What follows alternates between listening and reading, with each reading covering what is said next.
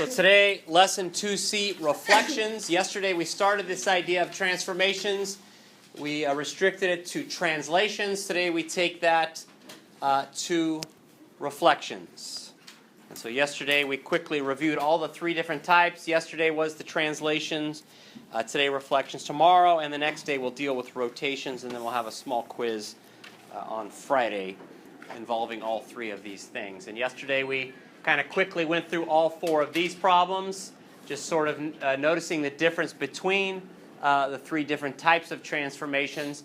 And I talked about the fact that when you translate a shape, and we put a name to the original figure, which is called the preimage, and a name to the shape that we move, which is called the image. But when you translate a shape, both of these shapes end up being congruent to each other. So the translation is congruent to the original shape. And what that means is that all the corresponding parts are congruent to each other, the side lengths and the angles. And we defined or reviewed the definition for a congruent figure, and that's figures that have the same exact size and shape. And then we also talked about the fact that slope comes into play there as well. But as it turns out, when you reflect a shape, you still end up with shapes that are congruent to each other. Congruent corresponding sides and congruent corresponding angles. All right. Today, reflections. And that's where it looks like we're flipping a figure across a line. So let's take a look at number one. If we're reflecting this triangle over the y-axis, it's like the y-axis is a mirror. And the easiest way to deal with these is that each of the vertexes of the original triangle have to be the same distance from the reflection line as the shape that you end up reflecting over. So what I mean by that is that whenever you reflect point C, notice that point C is 1 away from the reflection line. So that means that C prime, and I made a big deal about that when we were correcting homework, we need to make sure we label the transformations correctly. So C was 1 unit away from the reflection line, so is C prime. B is 1, 2, 3, 4, 5 units away from the reflection line, so will B prime. And then A happens to be 5, but it also happens to be 3 up from B, so A prime will also be 3 up. And so right there would be A prime, and then when we connect those together, we have our reflected shape. ABC, triangle ABC, reflected over the y-axis becomes A prime, B prime, C prime. And that red triangle is congruent to the original triangle that we started out with. So let's do a little bit of practice of reflecting some points. So let's go ahead and plot 5, -3 on our coordinate plane in our notes.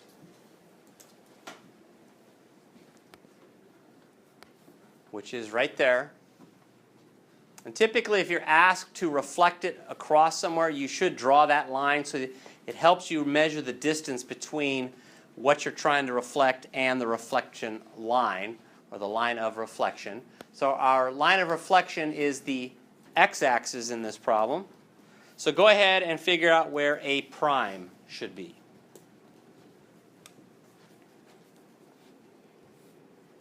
And remember, it will be straight across on the other side of our line of reflection.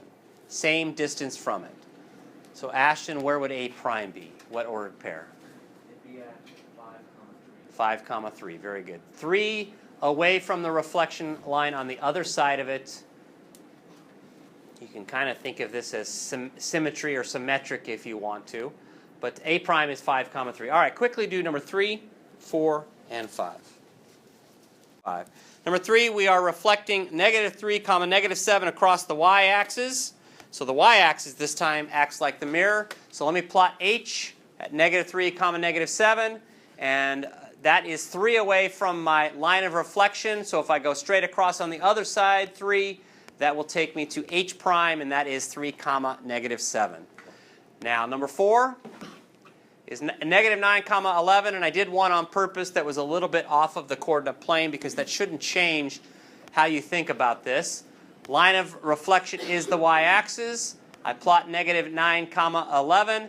That is 9 away from my line of reflection, so 9 on the other side of it would take me to t prime, which is 9 comma 11. And number 5, negative 3 comma 8. This time across the x-axis. The x-axis is acting like the mirror. There's negative 3 comma 8. That is 8 away from the line of reflection. So if I go 8 on the other side of it, we have r prime. So that should be fairly simple. Let's go to number 6. Now we're reflecting a shape. But look, if you just take each individual corner or vertex of that quadrilateral and reflect each one individually, it's the same thing that we just did. So if we reflect A and reflect B and reflect C and reflect D across the x-axis, we end up with a quadrilateral A prime, B prime, C prime, D prime. Take each individual ordered pair, connect them together, and you will easily have your reflected shape. Just make sure you pay attention to what you are reflecting it over. Now, what if you're not reflecting across the x-axis or the y-axis? So in other words, what if we're trying to deal with what we're doing in number 7? We're reflecting across the line y equals negative 1. So I guess the first thing we have to remember is, what in the world does the line y equals negative 1 look like? Quickly turn to your shoulder partner. You have 15 seconds. What does that line look like? So the line y equals negative 1, any line that's y equals a number will result in a horizontal line. So y equals negative 1 is right there. So sometimes we don't just reflect across the x or the y-axis. Sometimes we reflect across different lines. I would like you to go ahead and reflect that shape across y equals negative 1. Much like number 6, if you take each individual vertex and reflect it across our line of reflection, which is y equals negative 1 this time, this is what our reflection should look like. Any questions there? Okay, go ahead and do number 8 and number 9, and then we'll compare both of those with our shoulder partner. All right, number 8, we're reflecting that across the y-axis, so the y-axis acts like the mirror, and here should be the reflected image there. We have created 2 congruent quadrilaterals. Number 9, we were supposed to reflect across x equals 2. Y equals any number is a horizontal line, while x equals any number is a vertical line. So there's our line of reflection. And the same way that we've done all these other ones, there is the reflected shape for it, number 9. So those should seem very, very easy. Every year when I give this specific one, there are always a couple of looks like that's not possible. Yes, it is. Even though the shape crosses the x-axis, you can reflect it over the x-axis. And if you took a look at each problem as an individual ordered pair as far as the vertexes go and reflect that way, this is actually very easy. So go ahead and reflect triangle LMN over the x-axis, and then you're also supposed to write down the coordinates of the new image, and you have the outline of that in your notes. So I'll give you about a minute and a half to do that. So if you take each individual vertex, like L, and translate L over the x-axis, that would give us L prime, which would be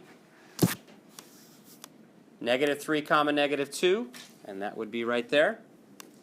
And then we're going to reflect M across the x-axis, which would give us M prime right there. And then N turns into N prime, and that would be right there. And then if we connect them all together, we end up with that as the reflection. Now, I said that we need to make sure that your graph or your reflection is correct, because now you're going to utilize that to prove that both of these triangles are truly congruent to each other by finding the length of each side. Now, when we did this first period, and you're coming back to this picture right here, so I know there's a totally brand new coordinate plane in number 11, but don't pay any attention to that. Just look at your graph for number 10. The real way of proving that both of these triangles are congruent to each other is by finding the side lengths of each side of the original shape, the pre-image, and compare those to the corresponding sides of the image. In first period, some people were going to the distance formula every single time. And my question was, why are you doing that? And let me show you what I mean by that. If we want to find side length LM, just make a right triangle. Right here. This side right here has a length of 1. This side right here has a length of 1, 2, 3, 4, 5, 6. If we think of that in terms of the Pythagorean theorem, we know that a squared plus b squared equals c squared. A could be 1, b could be 6. Those could be interchanged, but this is what has to happen here. And so that we know that c is the square root of 37. And when you're doing comparison of sides, you don't have to convert to the tenths place. You don't even have to simplify the radical. You just need to make sure that they are the same. So what we just found out is that side LM is the square root of 37. Use the Pythagorean theorem on each side as you're doing this. I'm going to give you about 2 to 2.5 minutes, and then we'll quickly compare everything with our shoulder partner. Okay, I already showed you that line segment LM is square root of 37. So was L prime M prime. That proves that those two are congruent. And the same thing all the way down. So since all the corresponding sides are congruent to each other, that means that we have totally proven that those two triangles are congruent to each other. So yesterday, we ended the lesson with this. When we translate figures, corresponding sides have the same length, corresponding angles have the same measure, and corresponding sides are parallel to each other, which means they have the same slope. Almost all of that is true for reflections. When we reflect shapes, corresponding sides have the same length, corresponding angles have the same measure, but notice corresponding sides are not parallel to each other. And it doesn't take more than one example to see that. Here was a reflection we did earlier in the lesson. You can see right here, just look at BC and B prime C prime. Are those parallel to each other?